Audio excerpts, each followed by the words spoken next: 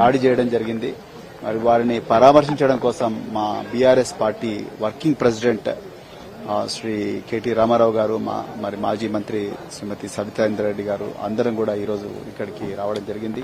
మళ్లీ చెప్తున్నా, నేను భారత రాష్ట్ర సమితి రాజ్యాంగ విలువలకు కట్టుబడి ఉన్నది. మరి ఈ దేశంలో రాజ్యాంగం ప్రకారం ఆర్టికల్ 25 ప్రకారం అన్ని మతాలకు సమానమైన స్వేచ్ఛ ఉన్నది.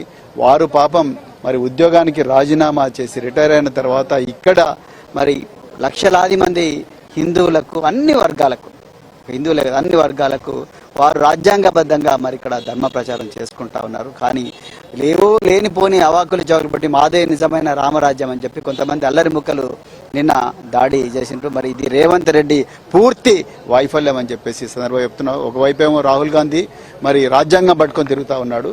అదే రాజ్యాంగం ఇచ్చిన ఆర్టికల్ 25 ఏదైతే మతపరమైన స్వేచ్ఛ ఉందో దాన్ని ఇదే రేవంత్ రెడ్డి ప్రభుత్వంలో కాలరాయబడుతున్నది. లేకపోతే నిన్న కొంతమంది అల్లరి ముక్కలు ఎవరి ధైర్యం చూసుకొని వచ్చి ఈ రోజు చిలుకూరు బాలాజీ టెంపుల్ యొక్క ప్రధాన అర్చకుల మీద దాడి చేసిండ్రో అది పూర్తిగా పోలీసు వైఫల్యం. ఆ హోంశాఖ మంత్రిగా రేవంత్ రెడ్డి అనర్హుడు. ఆయన అర్జెంటుగా రాజీనామా చేయాలని చెప్తున్నా.